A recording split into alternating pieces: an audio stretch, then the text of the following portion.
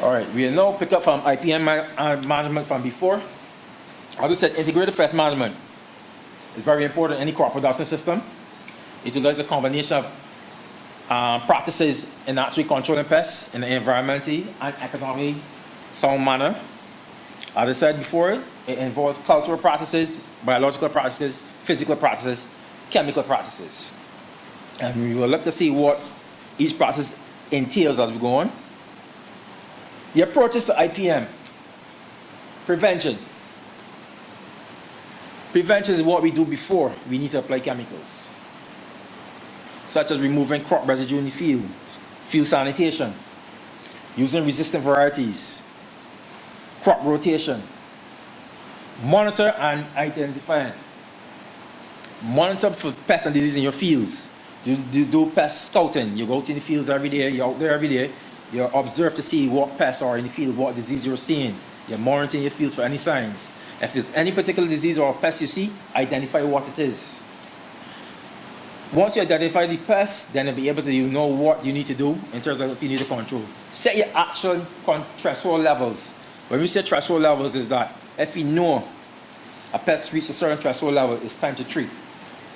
So we have, let me say for example, if we have 20 particular insects with this square foot, we know, hey, that is action threshold level. We need to take action of that. We don't want to reach economic level where you actually lose your crop, because it reaches that point that it makes no sense. So the action threshold level dictates when you need to take control measures.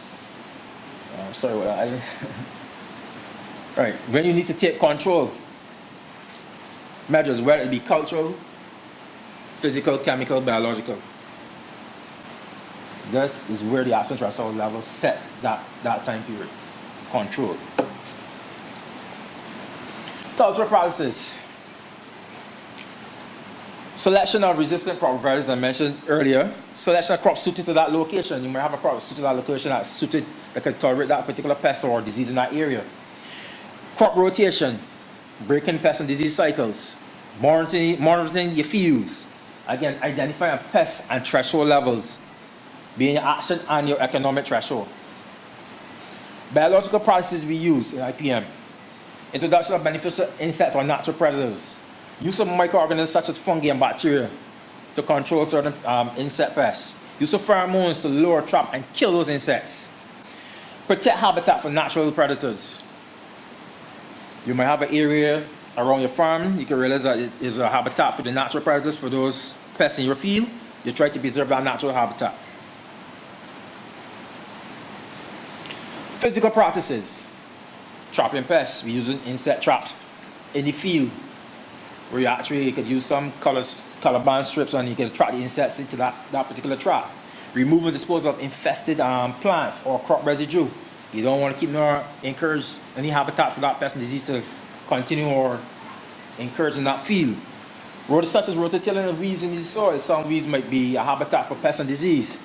So you till that back into the soil. That adds back organic matter to the soil also too. Chemical practices. With IPM, chemical practices come as the last resort. If your previous practices are not working, but it's a combination of things, but IPM should be your last resort if it could be. Chemicals, chemical practices. Select the appropriate pesticide for that target pest and apply. So if you have a particular insect, you have a particular chemical for that target insect, use that instead of using something broad spectrum that would target everything. Selective pesticides, I would say. Spot treat only infested areas. So if you have a particular square footage that's infested and not the rest of the field, just treat that particular area. IPM is about environmentally sound practices, sustainable practices.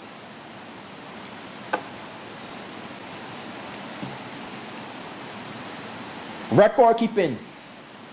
Another big component. Now, if you notice, every time we go through certain sectors or sections, you hear keep talking about records.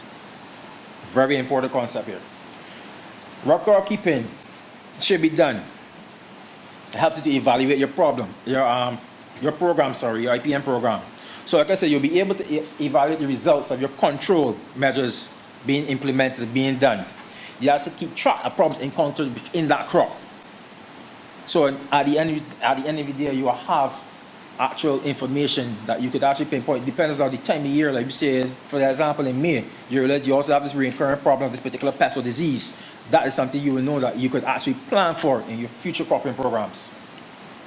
Have the ability to adjust your IPM program. Again, based on the information gathered, you could adjust your control practices based on the information you gathered. So record keeping is very important in the IPM management system.